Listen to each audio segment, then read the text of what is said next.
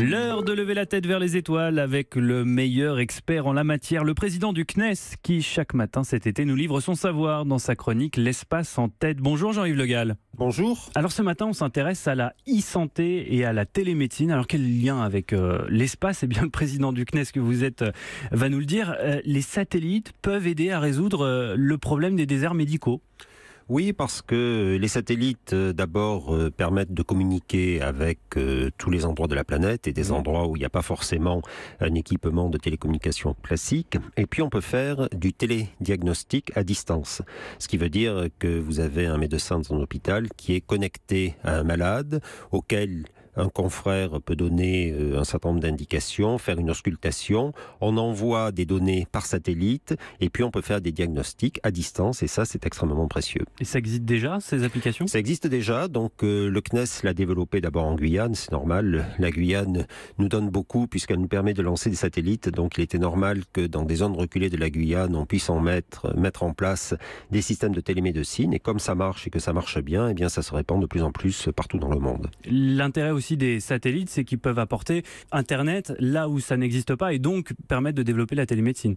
Bien sûr, les satellites aujourd'hui sont en train de mettre Internet partout dans le monde, encore même en France, dans l'Hexagone. On a décidé récemment d'un satellite qui s'appelle Connect qui va permettre d'effacer ce qu'on appelle les zones blanches. Donc on va avoir Internet partout et c'est très utile justement pour la télémédecine. Alors les technologies spatiales pourraient bientôt apporter d'autres applications concrètes à l'univers de la santé ? On peut aussi prévoir les épidémies parce qu'on a fait une corrélation entre ce qu'on observe depuis les satellites et notamment les zones d'humidité. Et dans ces zones d'humidité, il y a des larves de moustiques porteurs de maladies qui vont se développer. Et donc ça permet de savoir là où il va y avoir des moustiques porteurs de maladies qui vont se développer. Ça permet d'aller les traiter, voire de mettre en place des mesures de prévention. Donc on voit que de plus en plus, les satellites rendent de grands services à la santé.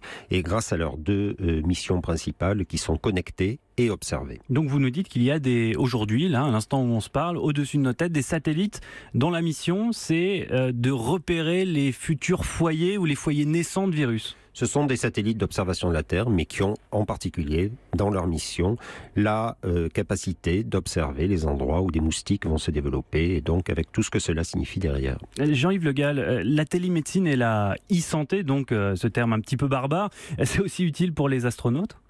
Bien, c'est la première application. Et, lors de la mission de Thomas Pesquet, on a fait un certain nombre d'expériences, notamment un échographe mis en œuvre à distance. Eh bien, ça permet par la suite d'utiliser l'échographe justement pour des applications de télémédecine. L'espace en tête sur Europe 1, la chronique qui résout tout type de problèmes, même de santé. Merci Jean-Yves Le Gall. Merci. Europe 1.